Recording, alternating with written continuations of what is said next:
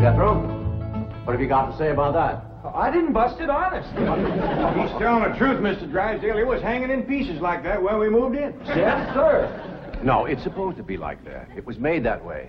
It's been like that for 200 years. 200 years? Hey, this house is older than it looks. Jethro? Oh, I plumb forgot. Granny wants to see you. Let's get out. All right, Uncle Jed. Nice boy. His ma, my cousin Pearl, gave me the notion to move out here. Well, I'm most grateful to her. Oh, but first, I wanted to explain about this priceless crystal chandelier. It was designed and made for Louis XIV, hung in the Hall of Mirrors at Versailles. Napoleon Bonaparte planned campaigns with the light of that chandelier. Talleyrand used it. Wellington, Disraeli, Bismarck, Wilson. Mr. Drysdale, we're just plain folk. We don't mind a few things being secondhand. Getting back to my cousin Pearl, she's looking after the old home place for me. You ain't never seen my family home, have you? No, I haven't, Mr. Clampett. It's a dandy. Yes, those southern mansions are beautiful. I suppose it has the large white pillars. It did, but we bring them along and put them on the beds out here. No, you see, I was referring to wooden pillars. Oh, I ain't never slept on one of them. We had everything first class back home. Sure hope Pearl's taking good care of that place.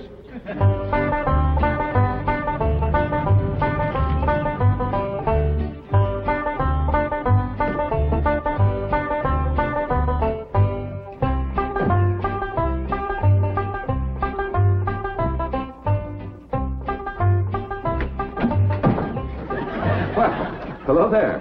Oh, why, you're Mr. Rooster from the oil company that paid Cousin Jed all that money for his swamp.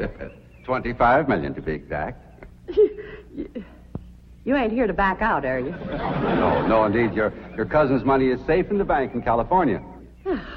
I just thought you'd like to know that I heard from the bank, and your family arrived in Beverly Hills safe and sound. Oh, that is good news. My son Jethro drove him out, you know. Yes, I know he did. Oh, I have something here from the bank. I think you'll enjoy it. For me? They told me at your house I'd find you here. Yeah, well, I promised Cousin Jed I'd keep an eye on the old home place for him. It's a long trip from my house, but I'm glad to do it for Jed. That's nice of you. Yeah, well, you know, can I help you look for that money? What is the money? It's pictures of the estate that Mr. Drysdale, the president of the bank, purchased for him in Beverly Hills. Oh. Now, this is now the Jed Clampett estate.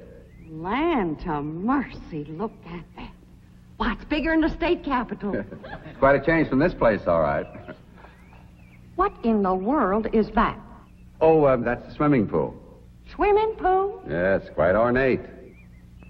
Oh, my son Jethro's gonna like that.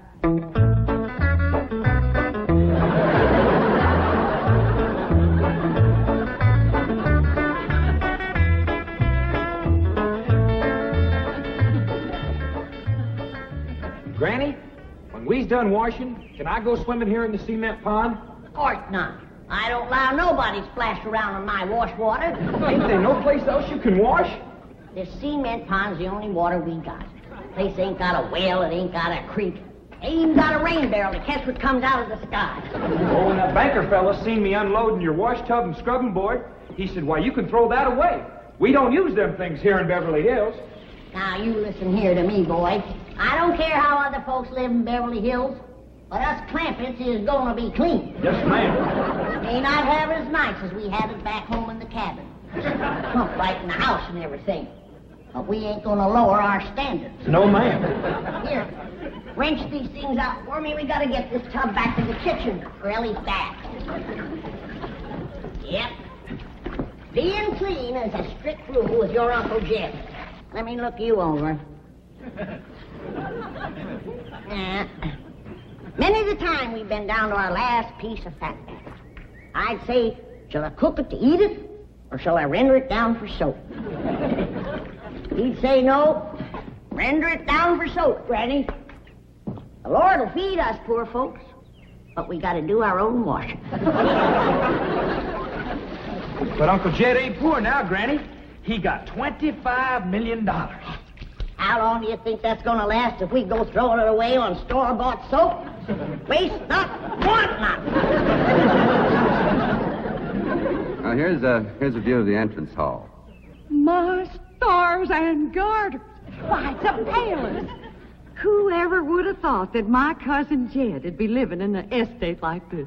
Well, the credit is yours. You're the one who talked him into moving. Oh, well, I put the notion in his head. But it was really kind of Elly May when. Yes, his daughter will have a wonderful life as a Beverly Hills debutante.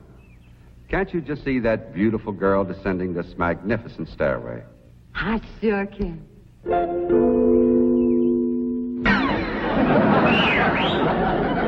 Oh, Elly May, I don't reckon that's the way a young lady comes down the steps in Beverly Hills, is it, Mr. Drysdale? Oh, not as a rule, no. Oh, I can come down the other way. Watch this.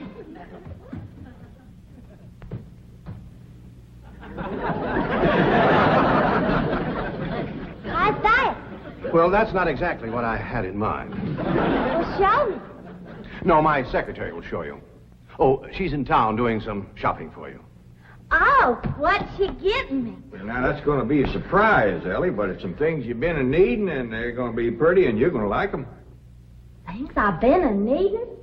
A set of muskrat traps. A three-blade frog sticker? Nope. A ready-made slingshot. Now, Elly, you way off the track. Now, you wait till Miss Hathaway gets here, and you'll see. Yes. Well, I'll be pushing along to the bank.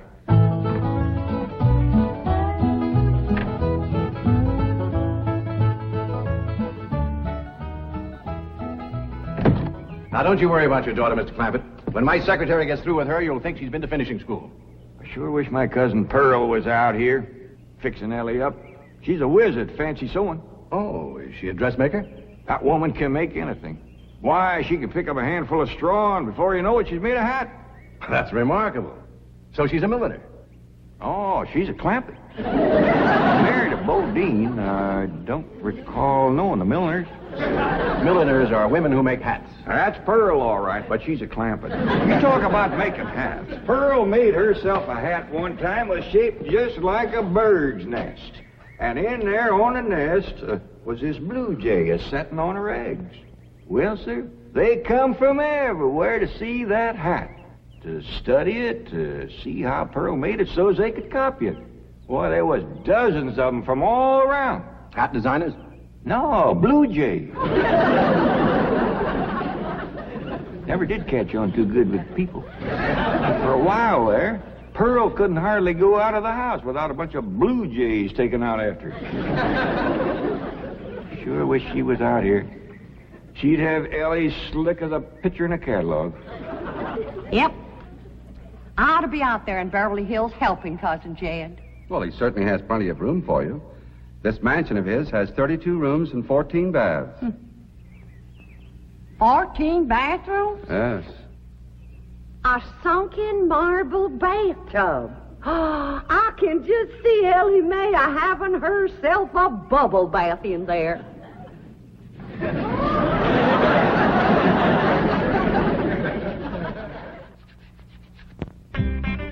I tell you, Mr. Brewster, the more I see of these pictures, the more I want to get out there and help Cousin Jed. Of course, I wouldn't go without being asked. Well, naturally. But, I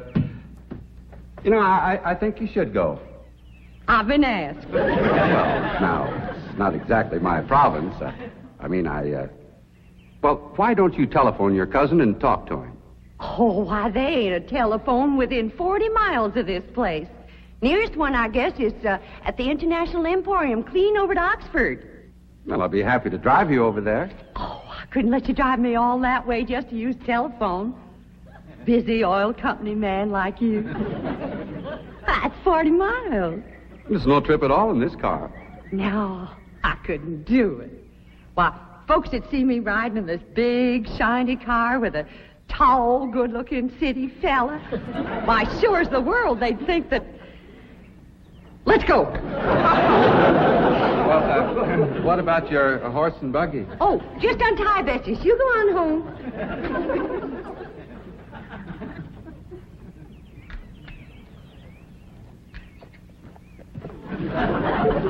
Well, Bessie's headed for home, all right. Mrs. Bodine, how long has your buggy been hitched there? About an hour. Why? Why, Blue Jay built her nest on the seat. And she was sitting on her egg. Oh, shoot. I wanted to wear that.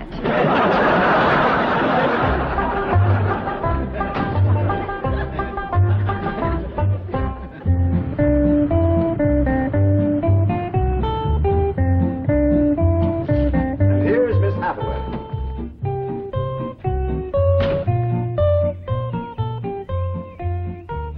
Mon capitaine, je suis Jethro. Fine. Ready for Elly May? Gentlemen, aided and abetted by the gossamer garments, exotic lotions, and other feminine appurtenances within these cartons, I am ready to assume the role of Pygmalion and transform that barefoot galatea into a striking and sophisticated paragon of Beverly Hills literature. That's yes the hard way. Well, duty calls. I leave you in capable hands. Goodbye, Mr. Clampett. Thank you, sir. Chief? Well, that sure is neighborly of you, Miss Hathaway. Reckon you can handle Elly May? Uncle Jed, Granny says... Oh, howdy, Miss Hathaway. No. Bonjour, Jethro. Carry them things in for Miss Hathaway, Jethro. I think she kind of likes you, boy. She does? Well, I can't take them into the house. That's what I come out here to tell you. Granny says that all the men folks got to stay out of the house while Elly May's taking her bath. Oh. But isn't Elly May bathing in the privacy of her own bedroom suite? Hear what she called you? Sweet. What's the matter with him? Why doesn't he answer? Hey, he's just a little shy, I reckon. Ask him again. Is Elly May in her bedroom suite? No, she ain't, darling. Never mind, I'll find her myself. Uncle Jed, I got me a girl. You sure have, boy, and a city girl, too.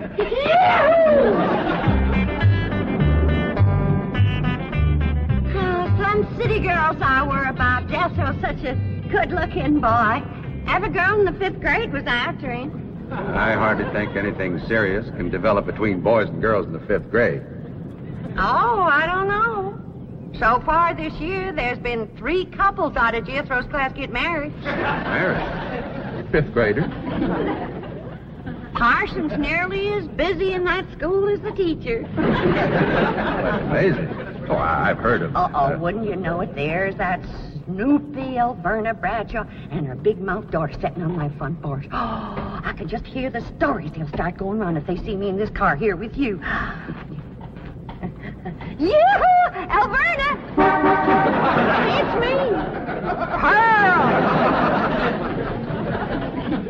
Terrible gossip, that woman, always making trouble. She tried to talk Granny out of going to California. She ought to see Granny now. Living like a queen in that Beverly Hills mansion.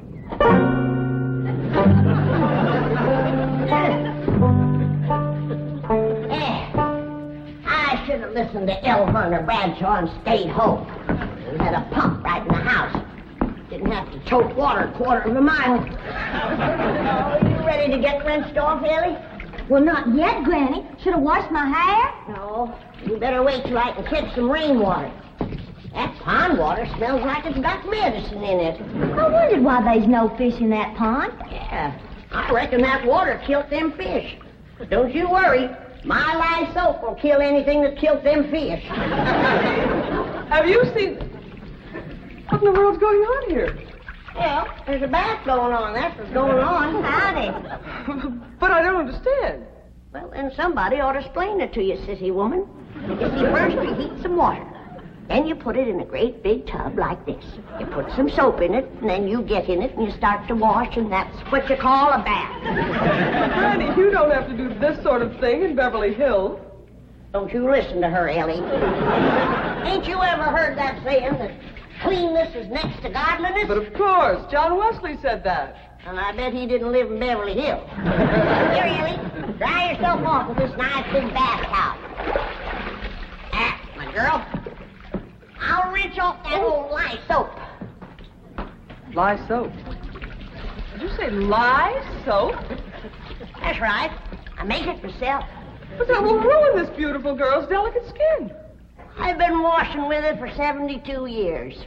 Look at my skin. It's like leather. Yeah. Nice, ain't it?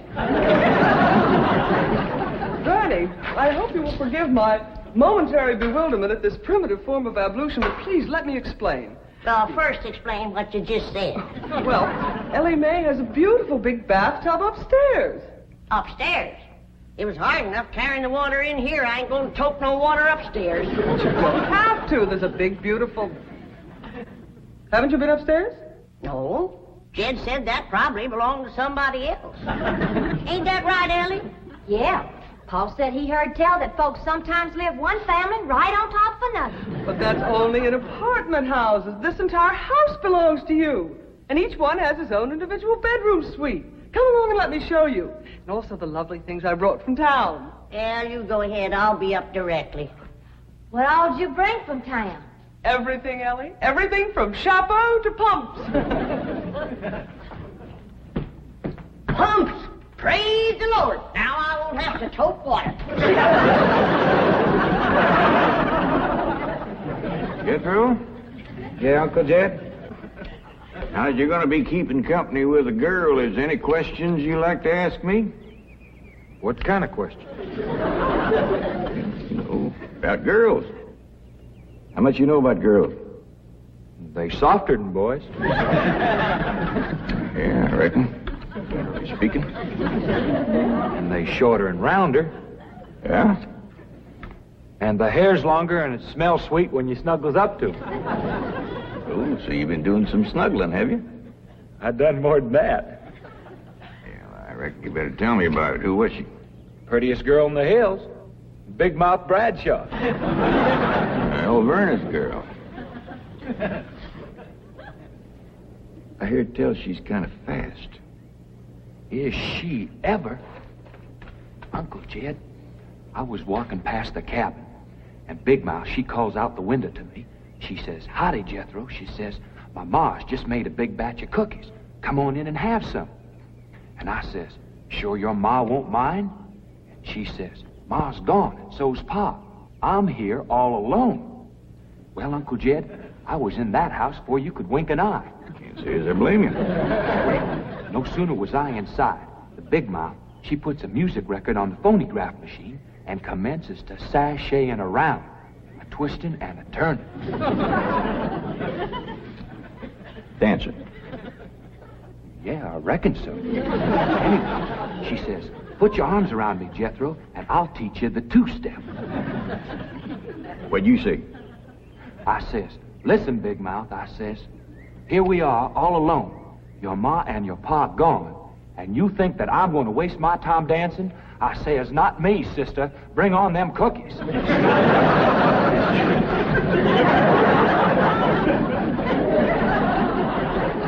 What'd she say?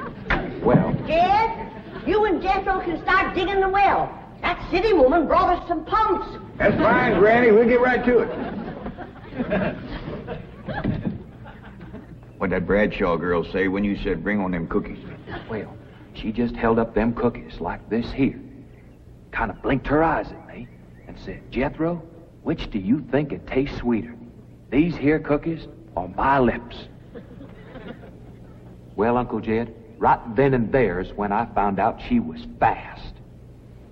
I grabbed them two cookies, and it took me 2 miles to outrun that gal.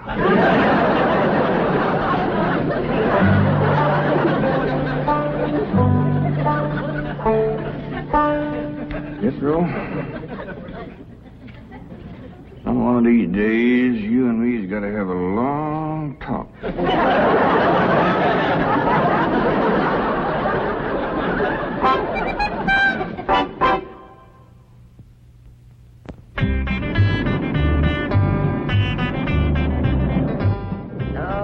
Yes. He's a lady killer, that bar mine. While Verna Bradshaw's daughter traced him all the way home one day. Sounds like Jethro has a lot of charm and sex appeal. Oh, he has. It's funny how a daughter can take after her father and a boy can favor his mother. Yes. I ought to be out there looking after Jethro. You know Jed's going to need him to help garden a place this big. Well, most Beverly Hills mansions have regular gardeners. And, of course, a complete sprinkling system. Sprinkling system? Oh, yes, indeed. That entire lawn is crisscrossed with underground pipes. Land to mercy.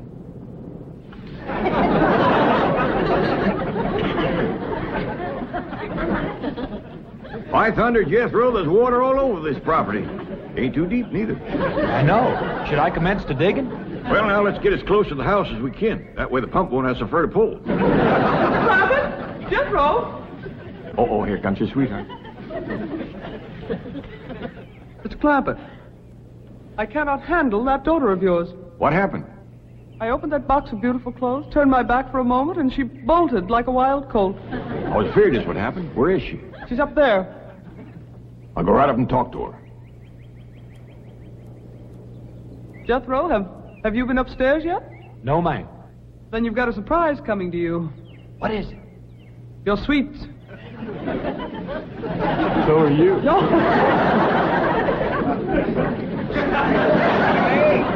Oh, howdy, Pop. Wait. I'm ashamed of you. Running off from Miss Hathaway. I didn't run away from Miss Hathaway.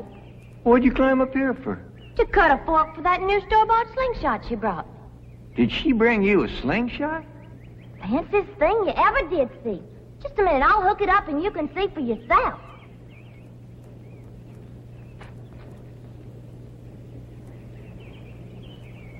Look at that. Doggone. A store-bought, lace-trimmed, double-barrel slingshot.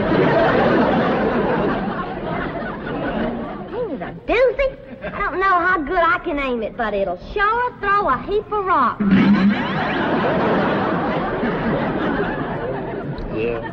They really need me out there. Why, I could work wonders for Elly Mae with my fancy sewing and beauty secrets and hairstyling and everything. Of course, I had to learn all those things, not having a husband to support me.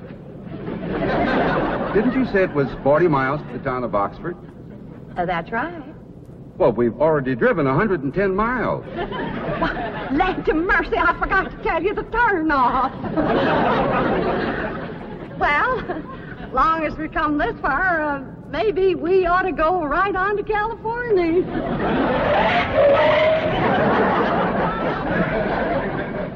I tell you, Granny, there's so much water here, you could shoot a load of buckshot in that ground and bring up a dozen springs.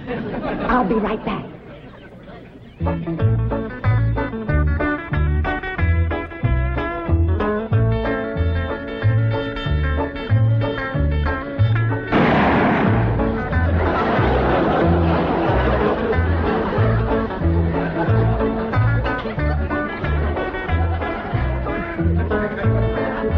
I ain't never missed yet.